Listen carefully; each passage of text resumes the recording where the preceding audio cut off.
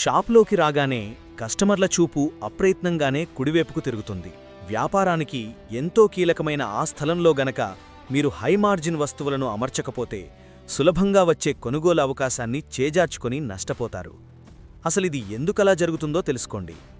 వ్యాపారంలో అదృష్టం కంటే ఆచరణాత్మకమైన తెలివితేటలే మనల్ని ఎక్కువ కాలం నిలబెడతాయి. కాబట్టి మనిషి కన్ను వెలుతురువైపు, కాలు కుడివైపు సహజంగానే ప్రయాణిస్తాయని మానసిక సత్యాన్ని ముందుగా మనం గ్రహించాలి. ప్రపంచంలో అత్యధికులు కుడిచేతివాటం కలవారు కావడం వల్ల వినియోగదారుడు షాప్లోకి రాగానే వారి మెదడు ఒక అదృశ్య శక్తితో నడిపించబడుతున్నట్లు అసంకల్పితంగానే కుడివైపునకే అడుగులు వేయడం లేదా దృష్టి సారించడం జరుగుతుంది. ఈ సూక్ష్మమైన మానసిక స్పందనను మీరు గమనించకపోతే వినియోగదారుడిని ప్రభావితం చేసే ఆ మొదటి అద్భుతమైన అవకాశాన్ని మీ కళ్ల ముందే చేజార్చుకున్నట్లవుతుంది.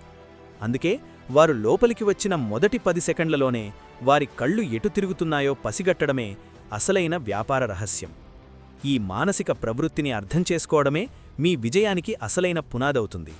ఎందుకంటే కస్టమర్ చూపు ఎక్కడైతే మొదట పడుతుందో అక్కడ వారికి మీ షాపులోని అత్యంత విలువైన మరియు ఆకర్షణీయమైన వస్తువులు కనిపించాలి.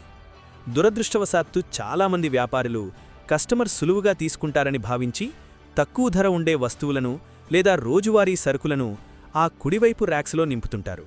కానీ అది ఒక వ్యూహాత్మక తప్పిదం. వ్యాపార ధర్మం ప్రకారం మీకు ఎక్కువ లాభాన్ని, హై మార్జిన్ని మిగిల్చే ప్రీమియం వస్తువులను మాత్రమే ఆ పవర్ జోన్లో ఉంచాలి.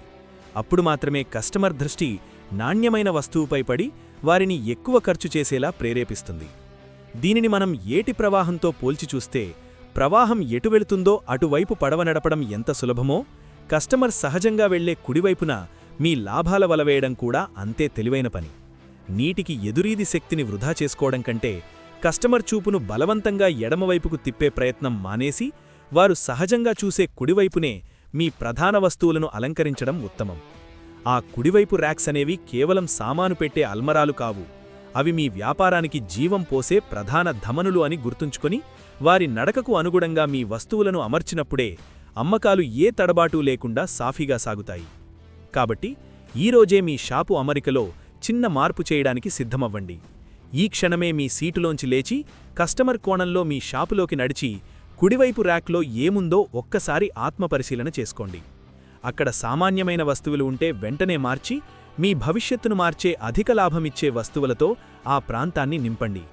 ఈ చిన్న మార్పు మీ గల్లాపెట్టెలో పెద్ద శబ్దాన్ని సృష్టిస్తుందని నమ్ముతూ ఈ వ్యాపార రహస్యం మీ తోటి వ్యాపారమిత్రులకు కూడా ఉపయోగపడుతుందనుకుంటే తప్పకుండా వారితో పంచుకోండి.